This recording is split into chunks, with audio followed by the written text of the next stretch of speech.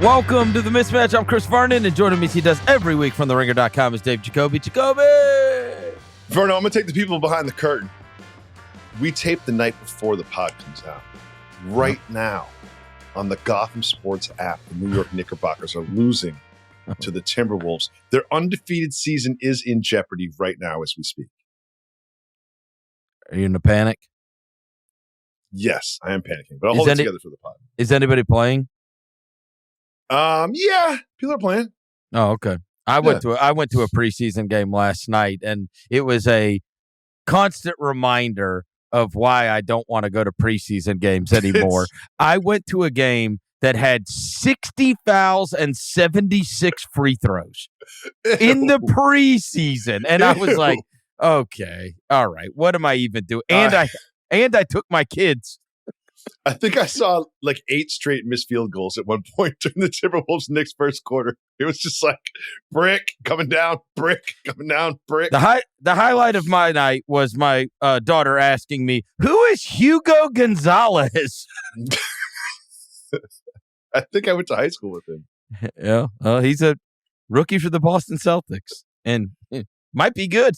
Who knows? Anyways, we got a bunch of stuff to get to. Big story of the day today is, of course, about LeBron James, who is 40 years old, and it was announced that he is going to miss. Not only did he miss the first 2 preseason games for the Lakers, we don't know how long he is going to miss.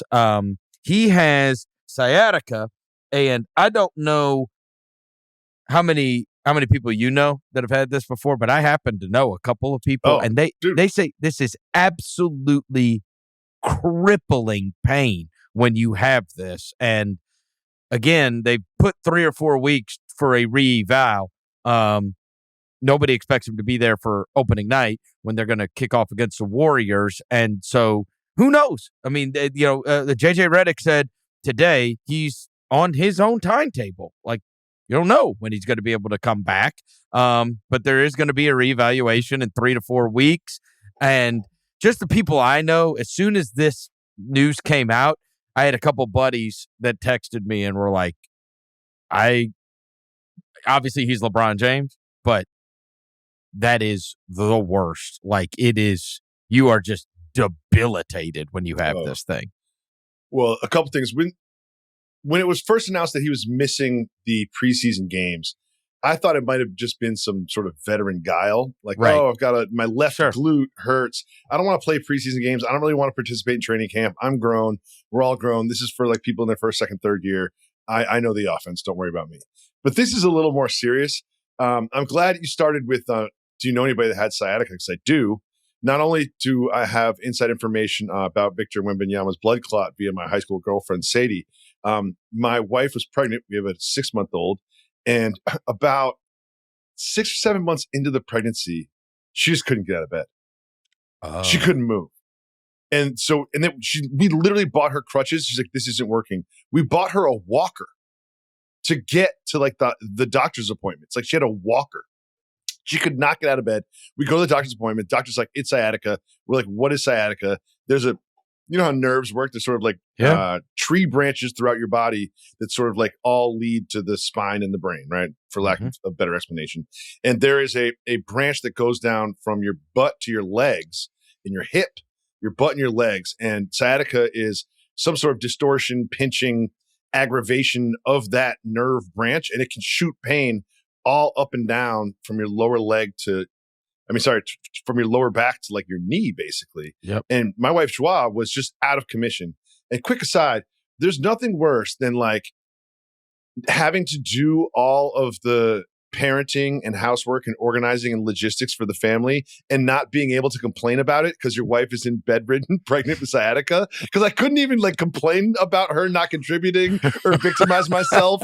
You know what I mean? It's just like I couldn't even be mad at her because she's in crippling pain. Yeah, exactly. So I was sitting there bagging dishes around and making lunches for the next day all mad. But I couldn't even be mad at anybody because I used to use his defensive mechanisms, sort of victimization and woe is me and everyone. The worst and I'm the best, but I couldn't even do that. But yeah, sciatica, really bad for her. However, one day she woke up and it was just gone. Really? So it's an unpredictable predicament. You know what I mean? Like she just woke up one Monday and was like, "Oh, I'm healed." It was like something out of like the movies. Wow. Yeah. All so right. Well, who knows how that long works out this for will LeBron. happen? Yeah, maybe LeBron and Joey Jacoby will have similar experiences with this this thing. How long did it last? Couple weeks. Okay. All right. Yeah. Well, they said they're going to reevaluate him in 3 to 4 weeks. I mean, maybe he, is out for a couple weeks and then he can make a triumphant return, right? Unexpected. Oh, well, he is healed like Joey Jacoby. In fact, that's what he's going to say. He's going to say, That's you know exactly what? I heard the inspirational story of Dave Jacoby's wife. Yes. And I thought, you know what? And she was pregnant. Who am I to sit out longer than her? Exactly. Right. Exactly. The thing about this, though, is I'm not going to say that he doesn't have sciatica or he doesn't have any sort of, problems with his lower body or injuries.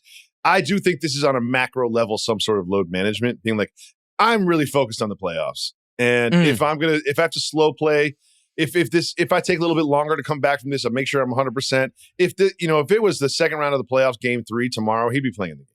Well, here's what we know. We know that during his time with the Lakers, they have won 59% of their games when he has been available. When he has been unavailable, they have won 42% of their games. So one of those stats is good for being a very good team in the Western Conference. If you were to win 59% of your games, 42 obviously does not get you anywhere close to where you are going to need to be. Now, that being said, he has not been on a team. He's not been on a team with Luka Doncic before. With Luka Doncic, so it's not exactly. The drop off isn't expected to be as significant when you've got Luka Doncic stepping in for the role. But of LeBron James. If you are on the Luka Doncic MVP train, skinny Luka coming back and terrorizing the league, if he carries this team to being really good, because it's going to be him, Rui, Austin Reeves, Marcus Smart, DeAndre Ayton,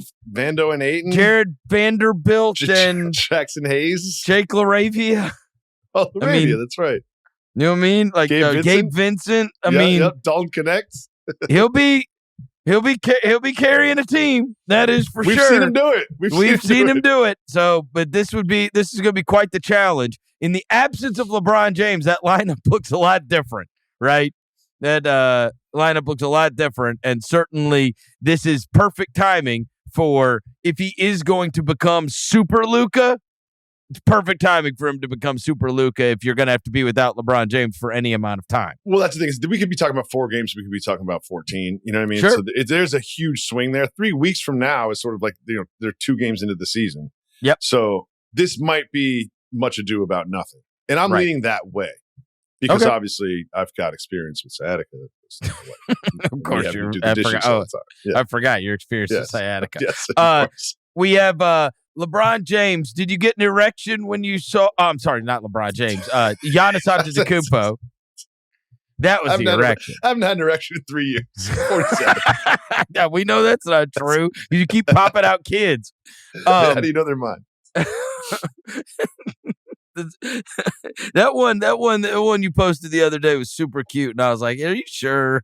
Are you sure that is? It looks a lot. Are you sure that's like my wife? Yeah, it looks a lot like my wife. Sure? Anyways, Giannis, that's what you got an erection over when you saw his name connected to the New York Knicks. But Giannis, and this is the perfect story for this day and age, because in our last episode, I opined that Giannis Antetokounmpo probably didn't even mean the way it was taken when he said, when they asked him about the owner saying, that he was committed to Milwaukee. And then Giannis is like, I don't really remember that conversation. And then the headlines become, Giannis doesn't remember a conversation with, I was like, I don't think that was necessarily intentional. And he came in and tried to, in my opinion, quell it all, especially after the New York reports about, maybe them having a song and dance with New York. He tried to quell it all. There was a call between the Bucks and the Knicks over the summer, and that Giannis was somewhat interested in going to the Knicks. And he tried to quell it all. He said, I've communicated with my teammates, communicated with the people I respect and love, that the moment I step on this court in this facility, I wear this jersey. The rest does not matter. I'm locked into whatever I have in front of me. Now, in 6 and 7 months, if I change my mind, I think that's human too. 6, 7, yeah. I'm locked in. I'm locked into this team. I'm locked into these guys, to the group, to the coaching staff, and to myself. It's temptation that starts when the season ends and the season begins, and then until the season begins. There's a lot of people that are going to approach me and approach my agent, and they're going to say, this is a possibility, that's a possibility. But at the end of the day, ultimately, I'm going to make a decision. And my decision today is that I'm here and I'm committed to this team. And yet, when you read the article begins on Wednesday. Giannis Antetokounmpo reiterated his commitment to the Milwaukee Bucks as they prepare for the start of the regular season, but also said it would be, quote, human to change his mind down the road. So, I mean, you can't win. Like, I feel like he said 5 paragraphs of, I'm committed to this. I'm all in. I'm wearing this jersey. I just want to win. I've told my teammates, I've told my coaches, I've told my team, forget all that. I'm all in. I'm committed here. My eyes aren't wandering. I'm a Buck. But yet it's still going to be part of the headline. Like, I think you're defending it too much. No. He did say in 6, 7 months, I changed my mind. I think that's human too. So he's saying, I'm wearing the jersey now. He's literally wearing the t-shirt with the Bucks logo on it when he says it. And he's like, when I step on that court with this, I'm fully committed to the Bucks. And then he doesn't say that and then put a period at the end of that. He says, if I change my mind in 6 or 7 months, which just happens to coincide with the exact end of the regular season, then that's human. He's already letting people know that this is sort of inevitable. It feels like to me. Okay. It feels like he's I think he doesn't want to be the bad guy. He doesn't want to disappoint the people of Milwaukee. Milwaukee's the only place he's lived in the States. He's been there for 10 years? Like, more? Also probably wants to go away until the end of the season. Yeah. He's just like, he's so innocent in the way that the media works that he just doesn't do a good job of that. Right. He just wants it to go away. He's a little too honest. He's like, yeah, I might change my mind.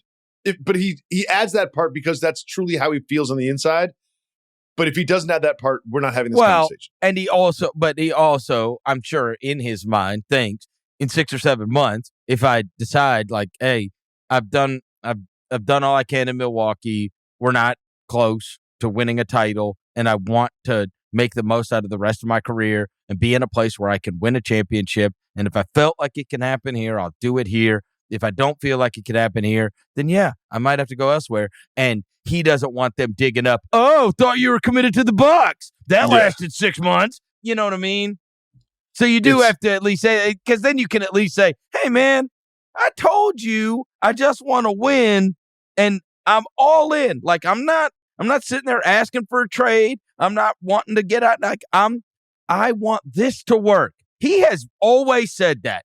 I want this to work. But doesn't it feel like he is intentionally or unintentionally blazing a trail towards leaving the Bucks by reiterating that he wants to compete for championships and that is his number one priority? For leaving the door open, I may change my mind in 6 or 7 months. It feels like he is warming up the fan base and the city itself for him to no longer be a Buck. And he's saying, these are my reasons. And he's saying it now instead of like a bombshell later. And I respect it, honestly. I think he's not going to be on the Bucks next year. But like, it's like, I'm in all the Knicks group chats on my phone and all the Knicks social media stuff. I don't understand, if I am the Bucks, why I would trade Giannis for win now players. It just doesn't make sense. Right. If you're trading Giannis Antetokounmpo, right, I want all the first round picks, all of the young players, and maybe like one expiring for salary. But like, the Knicks packages don't make sense for the Milwaukee Bucks in any way, shape, or form. They just don't make sense. You would want expiring some picks. Like, you expiring want some picks. The greatest rebuild package ever. What did Desmond Bain get? Desmond Bain got, 3 first-round picks? And Kentavious Caldwell-Pope and Cole Anthony. So what is Giannis Antetokounmpo worth on the open market? Also in that trade, especially now when you look at the way it's played out. Also in that trade, the most valuable asset possible. Cedric Howard. No. Phoenix's first-round pick, unprotected this upcoming year. I mean, that could be the number 1 pick in the draft. Good. I mean, Phoenix is going to be one of the worst 3 teams in the West. So, I mean, and you got what, Brooklyn and Washington, and I mean, there's not that many teams that are going to be that much worse. Yeah, they're going to have a rough go. So that's that's a really good asset, right? So here's my question: we've been doing this for a long time. Does this Giannis thing hang over the season? Or I don't think so. Will he just say, listen, this is an off-season problem? Yes. I'm not going to be traded mid-season. Yes. I'm with the Bucks. I'm playing this entire season with the Bucks. End of discussion. Do not talk to me about it anymore. I think that's probably so. What do we make of his family moving back to Greece? Have you asked your family to move to Greece? They would. They follow the money, man. my wife will follow me anywhere. So no, they're leaving. They're going without me. No, I know. Oh, yeah. Oh, they probably prefer that too. Yeah. She's like, you know what? This Antetokounmpo lady, she's got the right idea. It is indicative, though. Oh, like their family's going to be enrolled in schools in Greece. Yes. They're previously enrolled in Milwaukee. Doesn't that tell you something? That perhaps he's going to geographically move in the next calendar year. I think that's fair to put those things together. Greece is a place that will always be there for us. That is the anchor. That is the headquarters. That's always going to be there. I'm not going to take my kids from school to school, moving around city to city at the end of my career in the NBA. I think totally reasonable to opine that. Yes. Yeah. GM survey came out on NBA.com this morning. I'm going to go through some of these and you tell me what you think about the collection of general managers in the NBA and what their opinions were on things. 67% had Nikola Jokic winning the MVP, followed by, I was surprised, 10% Luka. He got the second most votes, and then Shea, and then Wemby. Those were the 4 that the GM selected, but an overwhelming. It feels like one of those, like, okay, we gave it to somebody else, so now we can give it back to Jokic again. Jokic had one of the greatest offensive seasons in the history of basketball last year, and we gave it to Shai Gilgeous-Alexander, which, again, no problems with that.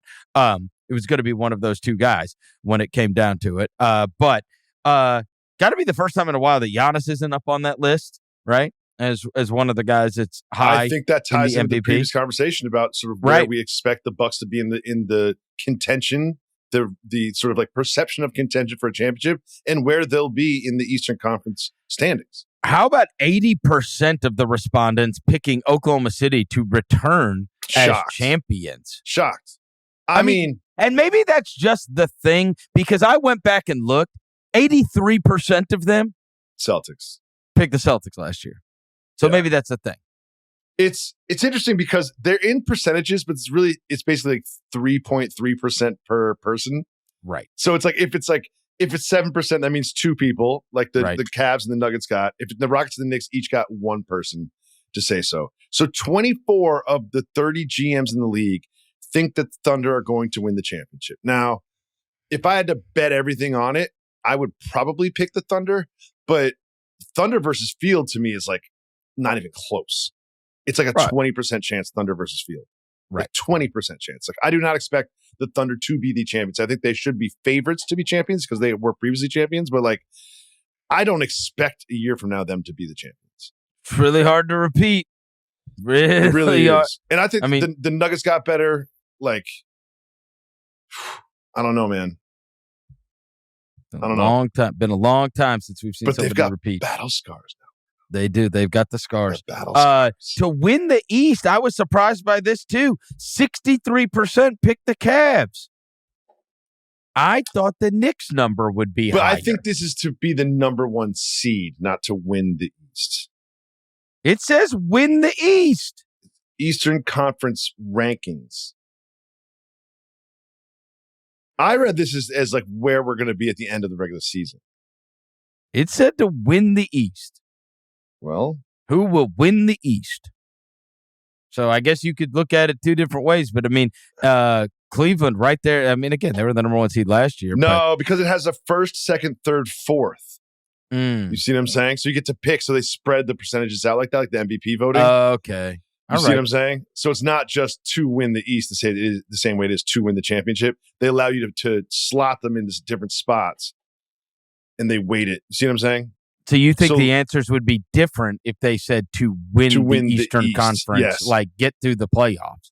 Yes, because if you look at the way that this grid is set up, like Boston got a 4th place vote, and Philadelphia got 3 4th place votes. Oh, yeah, because in the West, it was 87% picked Oklahoma City, and then the Nuggets were second with 10% of the votes. Yeah, for first place. Yeah. Okay. And then no one has the Nuggets in 3rd place, or the Thunder in 3rd place. Not a single person could wrap their head around the fact that the Thunder could be 3rd place, which I could see it. The other ones that were overwhelming from the general managers: sign any player. 83% of the GMs would pick Victor Wembanyama to start a new franchise around. See, I disagree with this. If I'm starting a franchise, I'm taking the best player in the NBA who's still got another 4 years in his prime. Like, how do 80% of you think that Jokic is going to be the MVP, the most valuable player? But if you're going to start a franchise, I understand you're betting on the upside of Victor Wembanyama's future.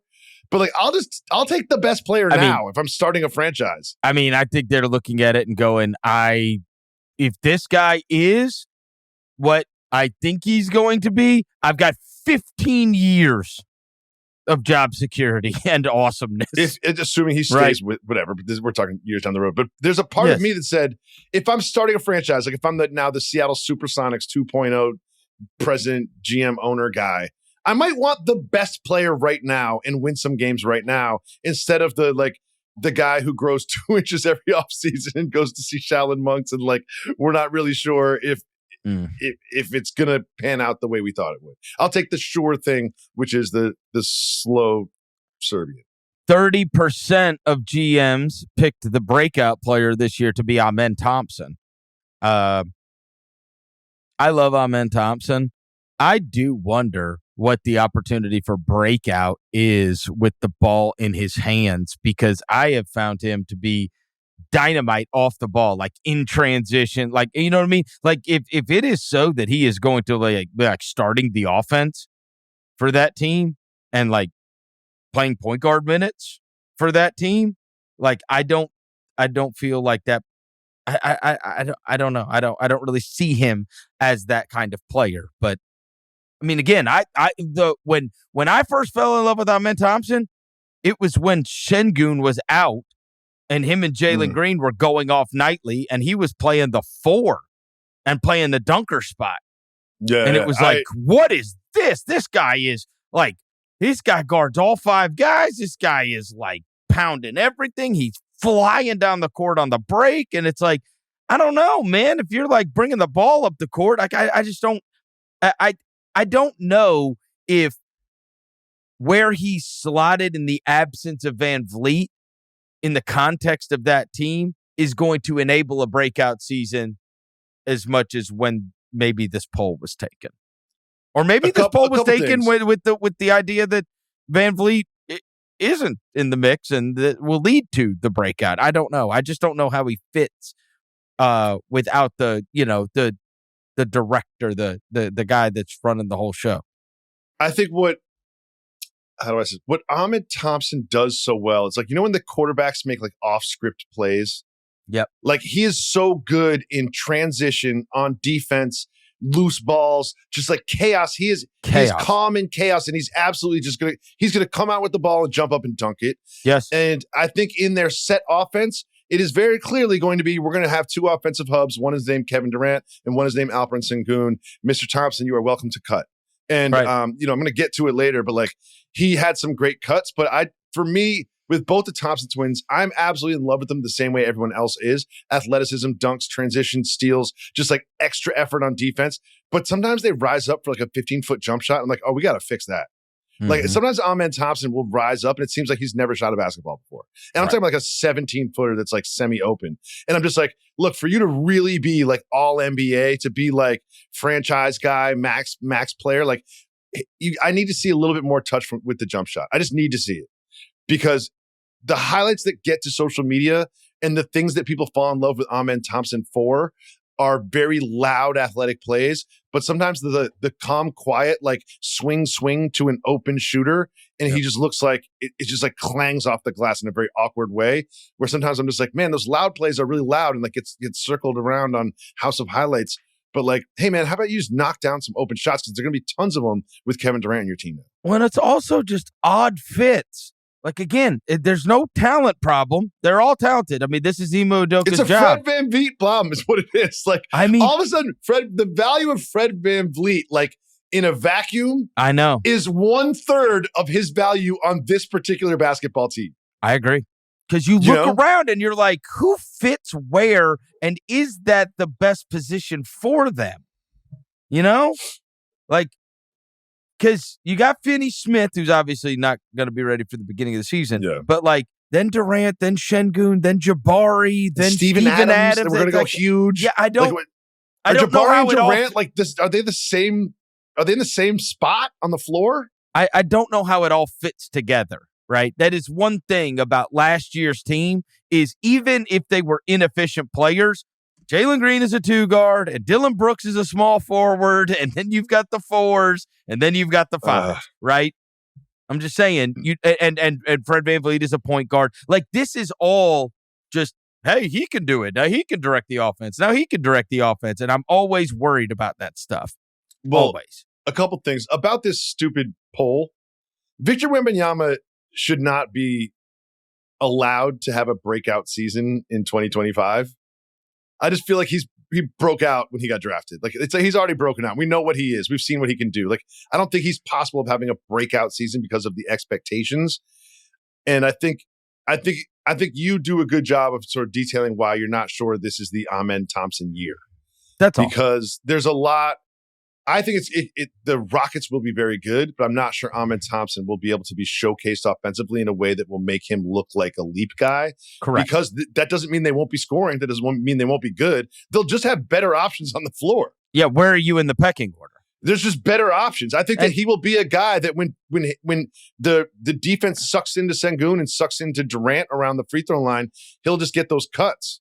And he got a couple in the preseason game that I just watched. Like, right. I think. But how many shots are you even getting a game? You know? How many plays are being called for you to get a shot? Right. Why would you do that when Kevin Durant's standing right there? Understood. Yep. So it's going to be interesting. Anyways, that was a couple of the interesting things that came out of the GM survey. Did anything else worth pointing out to you? There's one thing that stuck out to me. Okay. Which is sort of a big question while we're talking about the Rockets, and we'll move on after this. Who will win the 2025-26 Rookie of the Year? Okay. 29 people say Cooper Flagg. One person says VJ Edgecombe. As someone who watched VJ Edgecombe in Abu Dhabi, I'm not mad at that one guy. But here's what I found interesting. Who will win the Rookie of the Year? Last year, Reed Sheppard was favored by the GMs to win Rookie of the Year. And this is a guy who could not find the floor. This is a guy with these sort of expectations going into his rookie year. You would think with a VanVleet injury would be the guy that you would put in the game. Absolutely. But Ime Udoka does not put him in the game. And Ime Udoka watches him play a lot more basketball than we do. Ime Udoka knows more about Reed Sheppard's NBA abilities than we do. It's just curious. And that's one thing I've got my eye on is like, is Reed Sheppard going to really get a shot to fill that VanVleet role? Because look, if that is so, what you say is so, then there'd be unbelievable trade options for them. If they wanted to go and fill the VanVleet role, if they say, you know what, we need the orchestrator right here. And we need to find that, and we're not comfortable with, he runs the offense, or we run the offense through this guy, or we just do it by committee, or like they just want the conductor out there, the guy to kind of like settle it all down, and they say we're not comfortable with Thompson or Sheppard doing it. I mean, if that is so, then maybe the trade value, if you moved off Sheppard, is much higher than some people might expect. Because GMs rarely let go of their talent evaluations. You know what I mean? that means there's probably a lot of GMs around the league that are going, I can't believe he's not playing. I wanted him badly. He was and certainly with as many nerds run teams now, he was the analytics darling. Oh yeah. My God. I mean, the analytics darling. His projections were that Reed Shepherd is perfect for this NBA. It was, I forget the numbers. It was something like catch and shoot threes, which he didn't get a ton of, but it was like 60% or something. It was just like, what? Yeah. It was like, because in the NBA, he's not going to be like dribbling around. You know what I mean? Right. Like, right. And so who knows? That's one thing that stood out to me. I'm just saying that asset might be even better than what is necessarily expected typically for a guy that does not play. Meanwhile, there was an article today that like Dalton Connect is. Did you see that? Dalton you have Connect to attach someone. They would have to attach someone or an asset to Dalton Connect to get rid of him. What a crazy deal! Remember they were playing like the Pacers and he hit like 7 straight threes and LeBron was in the locker room afterwards being like, "Yeah, I knew about this. I've been watching Tennessee games all season last year in anticipation of Dalton Connect's talents." What did that go fast? Lakers. I mean, do you this remember guy. That? It was like no. Oh God! You know what he got the Taylor Horton Tucker treatment, right? Everybody gets or the what's the guy's name that's playing for the Mavs? Max Christie. Anybody that plays for the Lakers gets the bump. You know what I mean? They always get the bump for being there. But my God, did that go fast with the Connect stuff? I know. All right.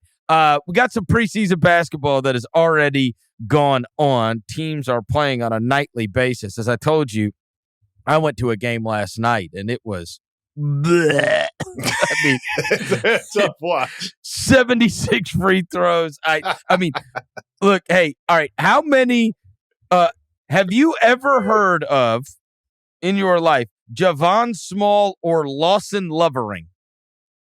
Because that was the starting point guard and center for your Memphis Grizzlies last night in the preseason. I had heard of Lawson Lovering just because his name is Lawson Lovering. Okay. I've just heard someone say his name before, and I was like, what? Yeah, what? But if you're like, what ethnicity is Lawson Lovering? I'd be like, I have no idea. He's a white guy.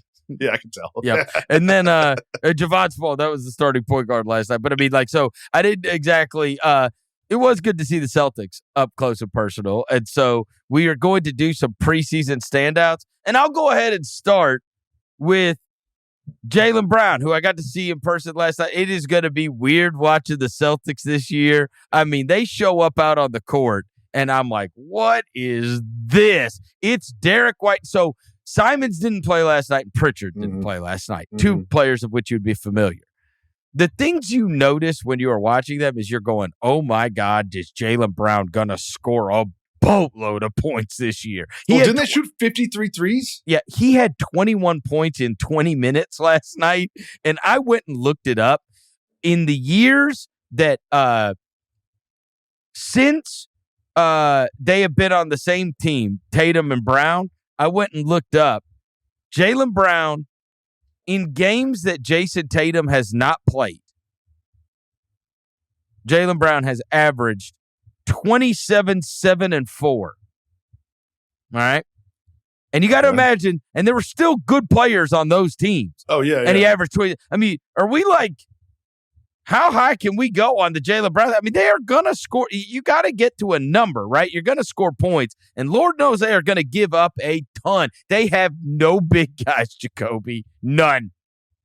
Like Chris Boucher and Luka Garza. And it gets dark. Luka Garza like could not see the floor for the Timberwolves, like ever. No, ever. For good reason. Yeah, all right. No, he was great in college.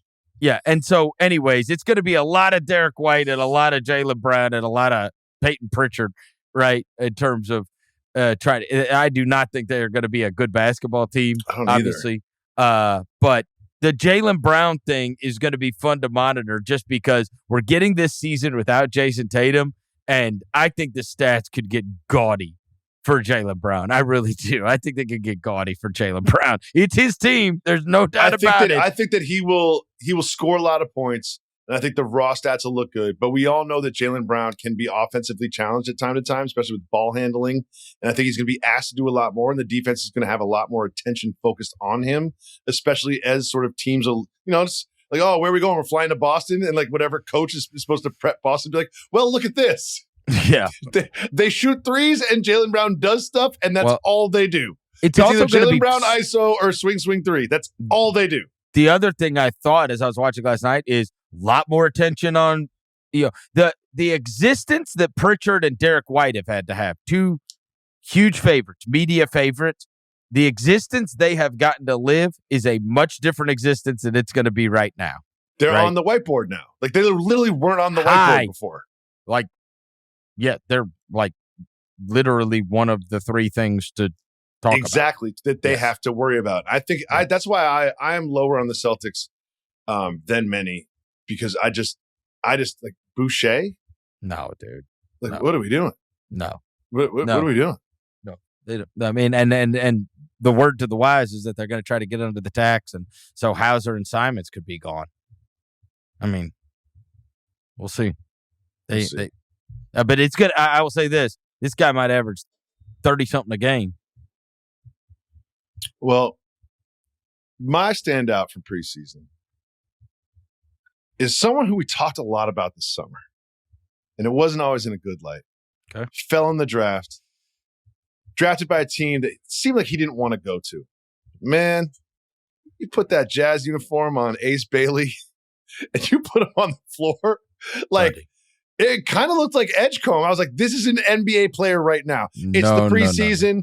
They're playing the Heat. Like, he's like, his first bucket was just like a little, like someone set up a pick and they didn't switch or anything. He just pulled up from mid-range. He just looked so comfortable scoring from 3, 2 for 5 from deep, getting to the rim, playing in the mid-range. He had a couple steals for runouts, like 2 pick-6 steals. Like, he looked legitimate. And like we were talking about Jaylen Brown, he's going to have a real opportunity to grow this year, to make mistakes this year, and to score. People can go look this up on YouTube. The Ace Bailey highlights from his preseason game. The one where he had 25 points. Yeah, 11 for 16. Bro, 11 for 16. Now remember, he's 2 for 5 from deep. So out of his 5 misses, 3 of them are threes. He missed 2 twos. If you watch the highlights, you will be aghast. He is. I don't want to go too overboard, but so many times people will say like, "Yeah, well he's 6'9" or 6'10", but he moves like a guard or whatever." The smoothness that this guy has, and he really is a 6'10" guard, and it looks unbelievable. Not to mention, he is long as crap, and he is a mega athlete. Those highlights, I'm watching that, and I'm like, bro. Even the misses, like barely missing, and decisiveness when he gets the ball.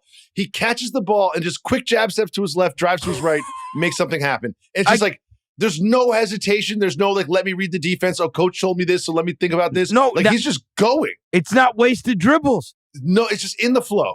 In the flow. And again, it reminds me of Edgecombe. Like, these guys are just ready to play basketball in the NBA. But the Bailey highlights, I don't give a crap if that's preseason or not. You know what's not preseason? Being 6'10" and moving like that. Yeah. Like, that ain't 2 pick-6 steals. I don't care what court he's playing on. I don't care what opponents he's playing on. Look at him.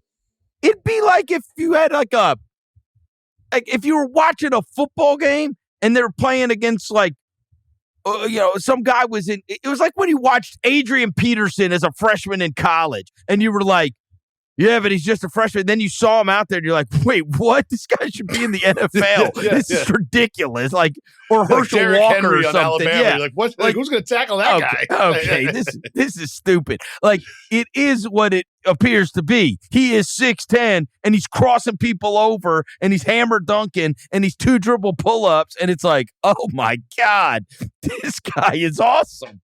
Ace Bailey looked so awesome in that game. Oh, if I were a Jazz fan, I would be going bonkers. Oh, I'd be so excited. He looked great. Yeah. And it is what it is. It's 6'10", and watch the way he moves. That people don't look like that. I'm watching this game, And Bryce Sensabaugh comes into the game, right? Oh, yeah. Hits a three. Yep. Hits another three. Yep. This dude hit 6 threes, 6 for 10 from three, to the point where, like, the announcers are losing it. The announcers are just like, is anyone going to cover this guy? And then he starts taking heat checks, misses a couple, but he's taking contested threes, tough threes. Like, I don't know if it's ever going to pan out for him. Man, no, I actually watched it. He had some big games in Summer League, in the Utah Summer League this year. I believe it. Where I was I'm not going to sit here and act like I've grinded a bunch of Bryce Sensabaugh tape, but I'm watching that game like, look, man, if you can thump it like this, there's a spot for you somewhere. Yeah, I think that's fair. All right, next one on the preseason standouts. I've got Mattis Buzelis. So I have always been fascinated with him. Last year was a pretty lame-ass class, right? And going into, I don't know why this has always stuck with me, but the year that the All-Star game, interestingly enough, was in Chicago, I believe. Or maybe, no, it was Salt Lake City. The year was in Salt Lake City. They have like this, what do they call it? Like Hoops Without Borders or one of those things, right? And it's like they bring in for the weekend, for All-Star weekend, they bring in all the best international kids. Yeah. And so the reason I saw it was because I was walking to my hotel and like a bunch of kids that were not American kids all got off the bus and they're all like gigantic. And I'm like, what is that? And they're like, that's the kid, the international group. International kids. And they bring them in because all the GMs and scouts are there for All-Star weekend and they're getting together. And so I was with this scout at that time and I was like, all right, give me a heads up. I was like, who's the one? Like, who's the one that I'm going to be hearing about in a couple of years that, like, this always happens where a guy gets drafted and we're like, we don't know anything about him. Like, it's like, okay, Kristaps Porzingis just got drafted, but it's not like you had some kind of institutional knowledge. There's a docu-series on Grantland.com about Kristaps Porzingis' draft lead-ups. Okay, maybe I'll go. Did they scrub it from the internet, or does it still exist? Probably did. I don't think anything from Grantland exists anymore. Okay, I don't think so either. I don't think Grantland Rice even has a bio anymore on Wikipedia. So, anyways, the point is, I asked the scout, like, "Hey, give me a heads up so I sound smart," and he was like, "It's Buzelis and everybody else. There's nobody even close, and of the kids that they had in that crop." Mm-hmm. He's like, he's just way better than all of them. And at that time, Buzelis was number one on every mock draft. And then he went and played in the G League. And I took the trip down to South Haven, Mississippi to watch Buzelis play against the Memphis Hustle. And I did this show, and I remember I was coming back on the Mismatch, and I was going to tell Kevin, I was like, I'm going to go see this kid. And I was just ready to, like, hate him. Like, this is the number one pick in the draft, whatever. And I watched him and I'm like, yo, I kind of like this guy. Like, he's in the mix. He was like 17. He's playing on this, he's playing in the G League, like against men and against people trying to make the NBA. And I'm like, he can move, he can shoot, he's athletic, he's kind of, Karolinko-y, he's got all this stuff. And he was always like the number one pick in the draft. And then by the time the draft came around, he went, what do you got? I don't even remember what he went in the draft, like 10? Something. He might have gone lower than that. Yeah. I don't remember where he went, but maybe lower than 10, Buzelis. But man, he played the other night in the first preseason game, 18 minutes, 19 points, 7 for 11 from the field, 2 of 5 from 3, 5 offensive rebounds, 8 rebounds overall. Went to the line 4 times, had an assist and a block, and I was like, okay, maybe this is like, like he was always one of those guys that, like, anytime I remember this happening, right? Like when Michael Porter Jr. became good, it was like, well, Michael Porter Jr. was always supposed to be awesome, right? Yeah. Buzelis he was the number one pick in last year's draft for a long time. He's number 11 officially. Okay, and then he ended up getting drafted 11th overall. But, like, if we looked up and in 5 years, Buzelis is the best player from this thing, it wouldn't be that shocking, you know? I mean, who else is there to surpass him at this point? You know, obviously, we'll see what happens with Reese and Sarr. We don't know yet. We don't know. You don't know on these guys. Jaylen Wells, you got Jaylen Wells. You don't know on these guys, but I will say I like the idea of Buzelis possibly having a breakout because he was always supposed to be awesome in the NBA. Like, everybody always thought he was going to be the next thing. And then he went and played. I kept wondering, man, that's a kid that probably should have just gone to American college basketball and killed it. Well, his role on the Bulls last year just grew and grew and grew and grew. And by the time they were like in that play-in or like, the end of the regular season, it was sort of like Kobe White and Buzelis and then everybody else. You know what I mean? It was just kind of like that was their team. And I don't know what the long-term plans are for the Bulls. They seem to be confusing every single year. But Sengun looked good in the preseason. I'm not going to read too much into that, but he looks like a player. And Buzelis, and I don't know if Kobe White's long for that team. It just seems like they should just like really just rip it down to studs and just like start with this new generation. You never know what they're doing. But the Buzelis thing is promising, and I was glad to see he went off in the preseason. It'd be cool if he turns out to be awesome. So this is a player that I've loved that, like Reed Shepherd, like I say, like Ime Udoka knows more about Reed Shepherd's NBA abilities than I do, and he does not play him. There's something going on with this player that I do not understand. And I'm walking down Lower Manhattan, and I see some familiar faces. And I regret this moment because they walked past me and I didn't say what I wanted to say. And what I wanted to say to this group of men wearing very clearly logoed athletic jump tanks, whatever these things are called, jumpsuits. Okay. I wanted to say, why don't you play Kel'el Ware more? And it was the assistant coaches for the Miami Heat, just like walking around downtown Manhattan. Wow. I think they stayed at the Four Seasons. I was around the Four Seasons. And I just don't understand what this coaching staff has against Kel'el Ware. Like, it seems like Spoelstra, given any opportunity, just disrespects him and calls out his impact and his work ethic. This man, so I'm watching this game. His first bucket, Kel'el Ware is like 7 feet tall center. He catches the ball inside the 3-point line, takes a dribble backwards in a Heat uniform like Ray fucking Allen and hits a three moving backwards. Not a step back three, like an actual backpedaling, setting his feet, hits a three. Then he blocks, he kind of like alters a shot. They get the loose ball. He gets a loose ball, passes it to Johnson underneath the hole. Then he runs to the 3-point line. Again, like relocating from underneath the basket to the 3-point line and hits his second three. Then he gets his own rebound for an and one. Then an alley-oop. Like, okay, he played his face off. Hold on. And then after the game, Spoelstra says that his plus minus was minus 21. He said, quote, "I'm not looking at the stat line. I think everybody's looking at the wrong thing. It's got to impact the game. I want him in the next game to be a plus 20. That's what it's about. That's part of the maturation for a young player. He does really good things, and then when you're not able to do it with consistency, it doesn't impact the game." What is the problem that the Miami Heat have with Kel'el Ware? Because to me, he's one of the most exciting, potentially fantastic young basketball players in the league, and they won't put him on the floor. Okay, I am going to defend Spoelstra here. And I'm going to defend Spoelstra only on this level. Kel'el Ware is from, not far from here, he's from like Little Rock, or from Arkansas. And he ended up going to Oregon out of high school. He was a 5-star guy, McDonald's All-American, the whole thing, right? He's always supposed to be that guy. And then it went horrible at Oregon. And he ended up transferring. And he went to Indiana, to Mike Woodson. It was like that breaking point where it was like he went to go play for Mike Woodson at Indiana.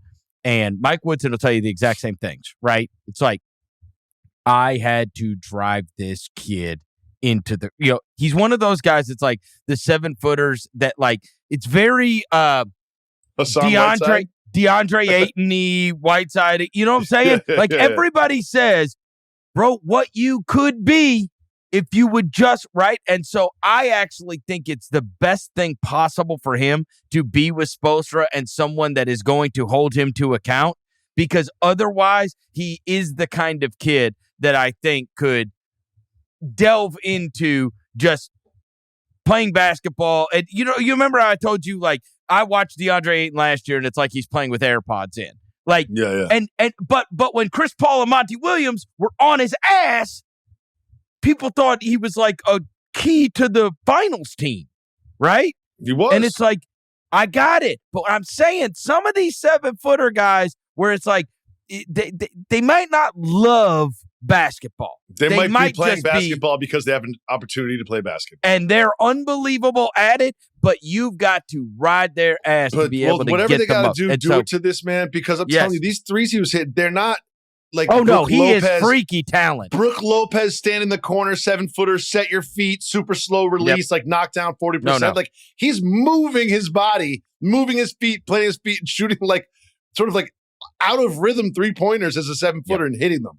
This is I actually will endorse this just because of I know that backstory on Ware, and I've seen this happen with big guys a lot, right? I've seen it happen with big guys a lot. I'll tell you a story.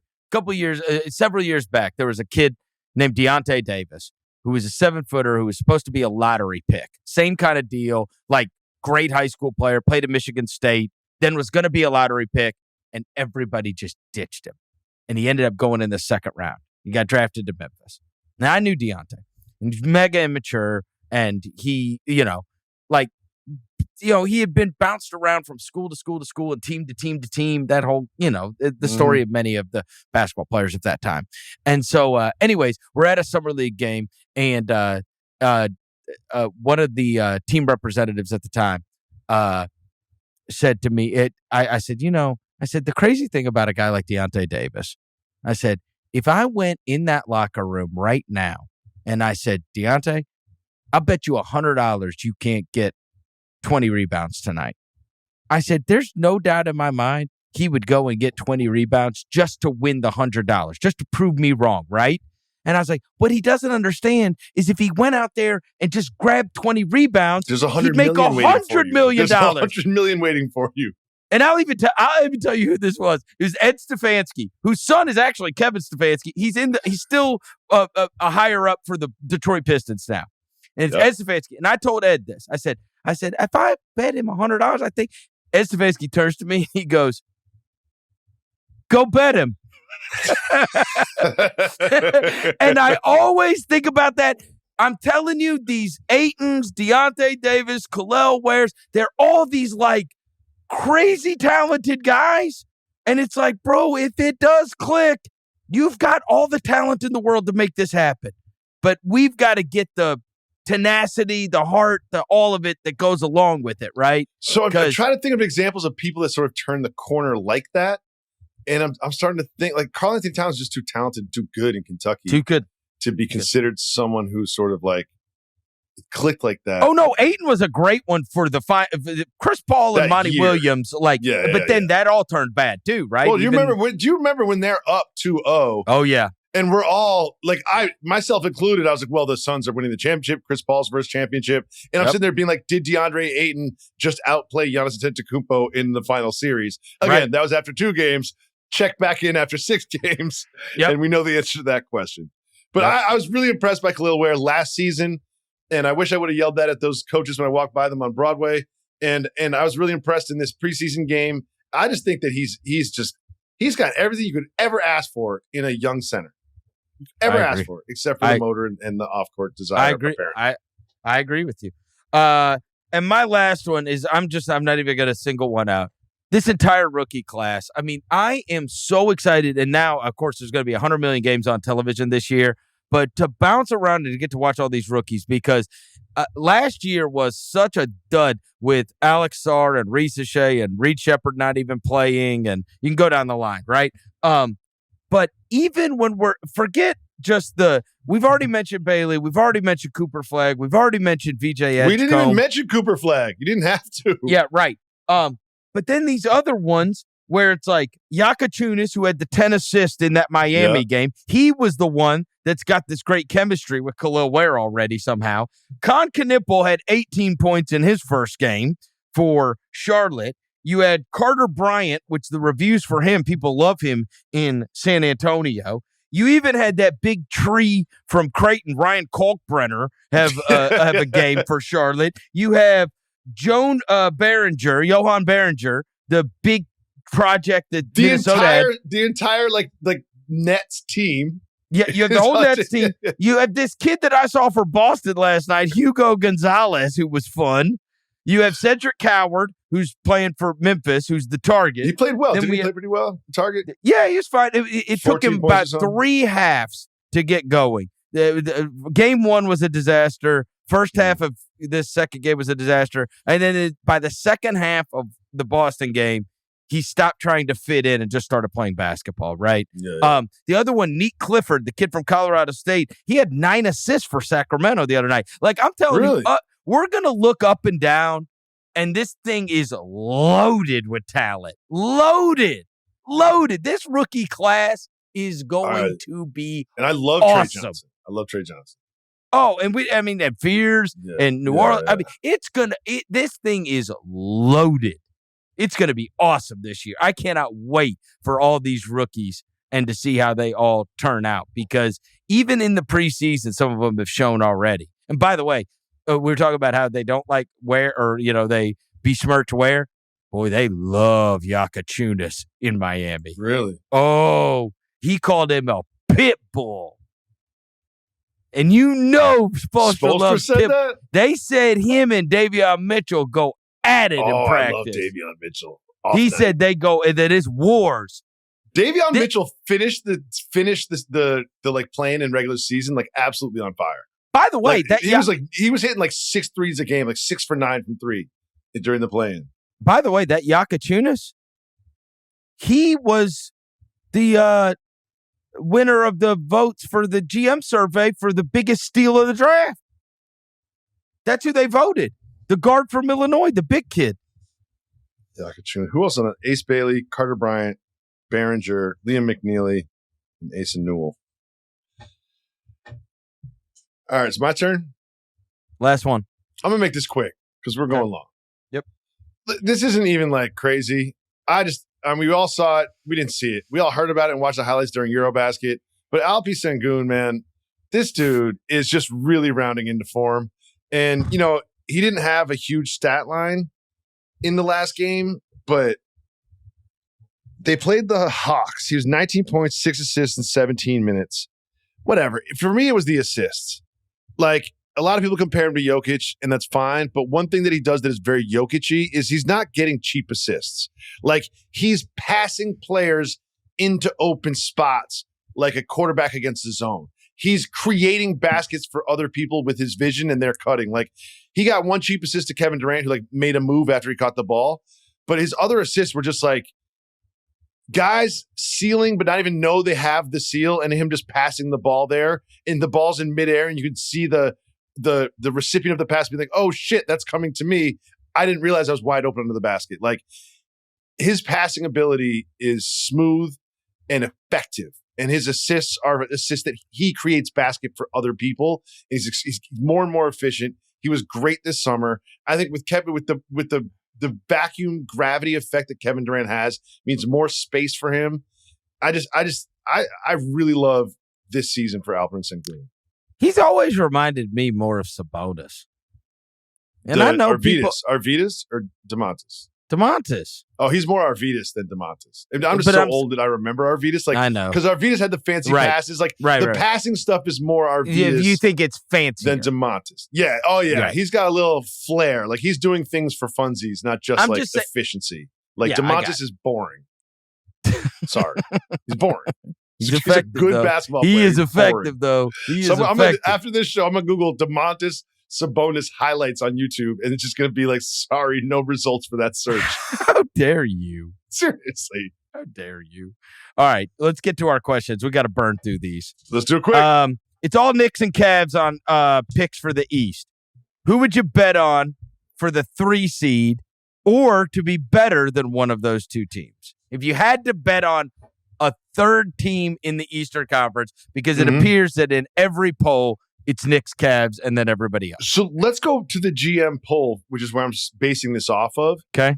Is the Eastern Conference rankings. It's Cleveland, New York. Now, they could bet first, second, third, or fourth. Cleveland, New York, then Orlando, Atlanta, and then Detroit is tied with Milwaukee for 5 and 6. I don't understand why Detroit is not higher in that. And if I were to make a pick right now, I would say the Detroit Pistons will be the 3 seed in the regular season and will be a very tough out in the second round of the playoffs for whoever they face. And I'm going to say that based on the huge leap they made from 2 years ago to last year. What I watched in the playoffs against the Knicks in a forgotten, like everyone forgot the series now because so much happened after it. But as someone who like lived it and like went to a game, that was a tough ass series. They were in jeopardy to losing to the Pistons. They were without Jaden Ivey. They were without Beef Stew. Like they won in the Garden. Yeah, twice. Right? I'm talking last second shots, like things going down to the last second. Brunson standing on his head. Assert Thompson completely getting juked out of the frame. Bridges missing a shot at the end of one game. Like these are hard fought games. And I think Cade's going to be in the MVP conversation. I think that Ivy coming back, if he can be as effective as he was before he got hurt, like why would I put the idea of Desmond Bane on Orlando or the idea of like Chris Stapps and Neil Alexander Walker on the Hawks above a team that I watched last year be great? That I watched last year in the playoffs be great. Totally. Why would I put the idea of a team in front of a team that has a proven record that has young players getting better year after year? For me, it's the Detroit Pistons. Totally fair. Next question. What the hell is going on with the Grizzlies and all these injuries? Oh, what is going on? Well, what is going on? Zach Edey had ankle problems and then turned his ankle and ended up just going ahead and get surgery to take care of it. So he'll be the winter. I mean, he'll probably be December, I'd imagine. December. Right. Not an essential part of the rotation. If we're being honest, like not an essential part of the rotation. Yes, he is. Zach Edey is a starter. It's going to be the starting center. Yeah. Anyway, Jaren Jackson Jr. will be back. Like, if it's not opening night, it'll be within the first week of the season. So, and then Brandon Clark had to get another surgery. And Morant's fine. I think he doesn't want to play in the preseason. That's kind of what I felt about LeBron until the sciatica. They don't want to play in the preseason. These guys. Did he turn his ankle? Yes. Probably. Can he play? Yes. Yes. So that's the only one to be concerned about is the Edey one because he's 7'5", and foot problems. Yeah. Well, no, it was an ankle. He went ahead and got the surgery. Right. It was one of those things that your ankle's just going to keep on turning. Right. You're just going to keep being unstable. So he went to stabilize it. And so I'd imagine they put like a part of an oak tree in there or something. What do you do? What do you do with a 7'5" guy's ankle? It's a big ass ankle. Put a little league baseball bat in there with some screws. He's giant. He's an absolute giant. The only thing that matters is if John Morant and Jaren Jackson Jr. are healthy. That's all. That's the only thing. Are they going to be? Yeah, it appears so. Right. Yep. Right. The team or teams you feel you have no gauge on. So I'm omitting some that are obvious. Like the Sixers are kind of obvious. It's like health stuff. The Clippers are kind of just like, is Kawhi going to play? I'm not really sure. Are they going to get the NBA death penalty? Like this yeah, exactly. Are they going to have to? Are they going to have to rescind Kawhi's contract? Is Pablo Torre going to get? Is Pablo Torre done yet? I will say that the team that I look at this is like, I can see a world in which they are one of the championship contenders. I can see a world in which they have like the 4th best odds in the lottery. The lowest floor, highest ceiling, I could see it happening a bunch of different ways, are the Dallas Mavericks to me. Like there's a world where it's like AD, we all forgot how dominant he was. He's playing the 4 where he wants to play. He doesn't have to bang against 5s on defense. And then D'Angelo Russell's a perfectly fine sort of like table setter for Klay Thompson, who's knocking down shots. And Cooper Flagg just steps into the league like LeBron James and just like doesn't miss a beat and is dominant. Like there's a world where this team is like, also they're putting out these lineups where everyone's like 6'10". It's just like, there's a world where this team is offensively and defensively extremely efficient and night after night just beating teams 2 out of 3 games week after week after week. Am I predicting that? No, because I could also see a world in which D'Angelo Russell. Cooper Flagg is 18 years old and just trying to find his way. Anthony Davis is 35 pounds overweight and he's slow and he gets hurt all the time and just like turns into a disaster and they're in the lottery. So that would be the team that I don't truly have a gauge on, because there is also a world where they're like the 3 seed in the West and all of a sudden Kyrie Irving's on the team. Like, and it's and Nico's sitting there going, I told you. I have no idea how this season is going to play out for them, which is why they're like so high on my league pass rankings. And I think that the Cooper Flagg variable is so huge too. Like, not every great player has a great rookie season. It's crazy. You were talking about how big they are, and then there's been these stories about how gigantic Houston's going to be with the lineup that they put out, right? Like if they put out Sengun and Jabari and Durant and Thompson, it's like, good grief. I read an article. No, Adams, Sengun. I know. Durant, Smith, Eason, Thompson. Jabari. Yeah. I read an article the other day that said that the Atlanta Hawks have 11 guys 6'8" or taller. I was like, what? 11? 11? That's a lot. Well, Trae Young's 5'4", so like they gotta make up for it. But somehow. 11 guys 6'8" or taller? I was like, good grief, the league has gotten wild. Well, remember a couple years ago, the Raptors had 15 guys that were all 6'8". It wasn't 6'8" or taller or shorter. They were all exactly 6'8". That didn't exactly pan out. Yep. Next one.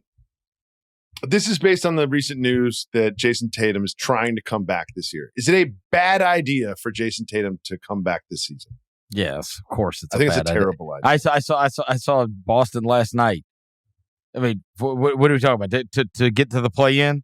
To play in the play-in? That's ridiculous. Just take it as a down year. It's a down year. It's a down year. Get your tax, get your money in order.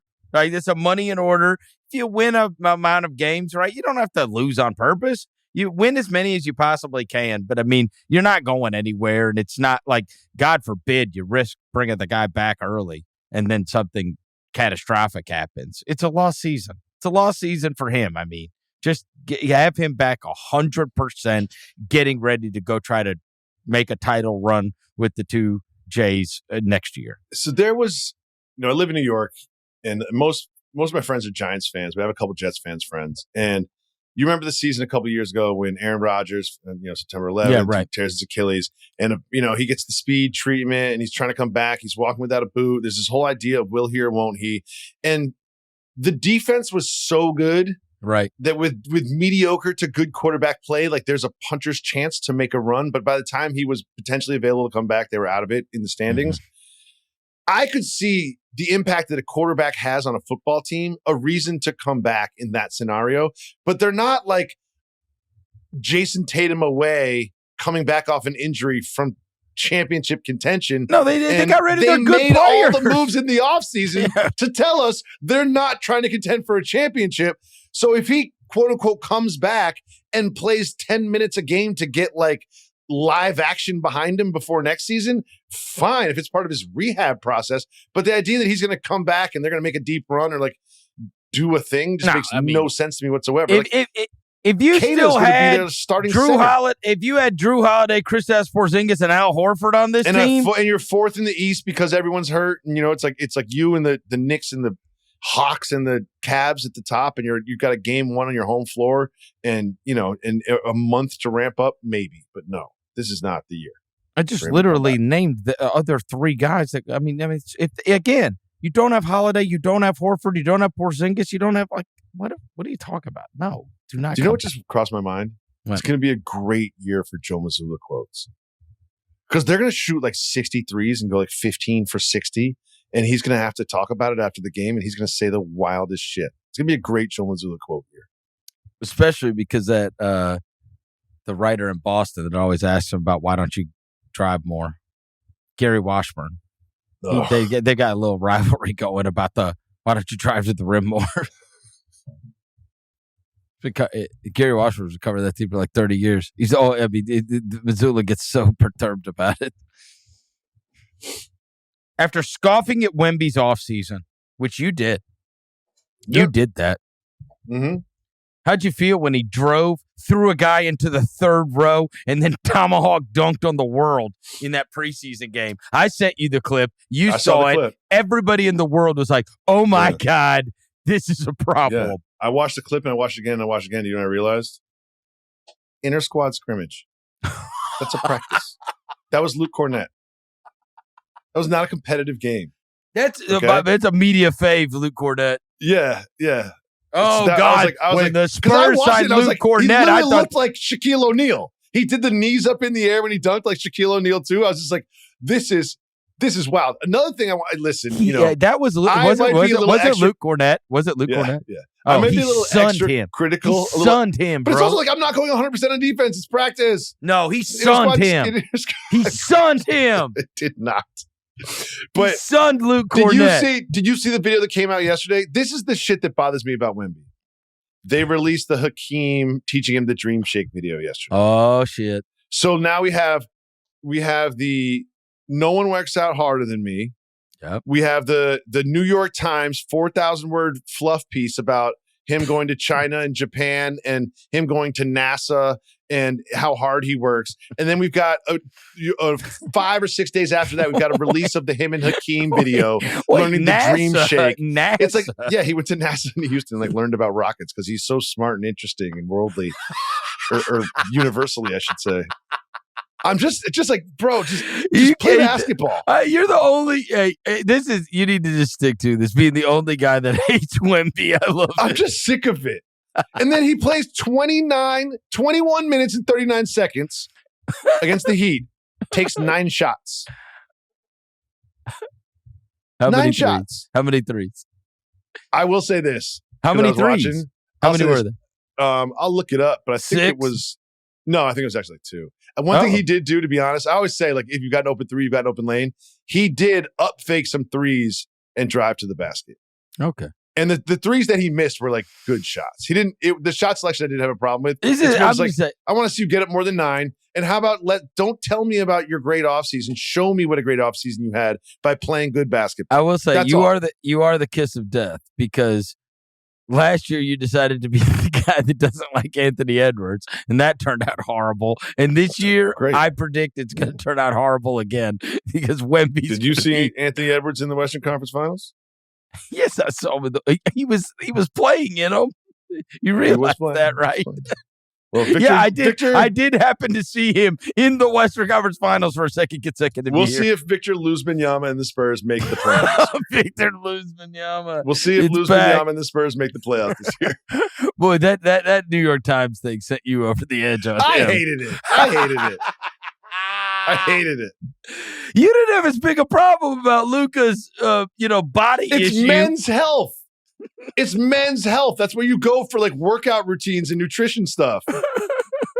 The New York Times, they're journalists. That was a press release. All right, now I'm upset. Finally. Yeah. Speaking of press releases. How do you feel about LeBron's announcement and follow-up announcement for the second decision? I mean,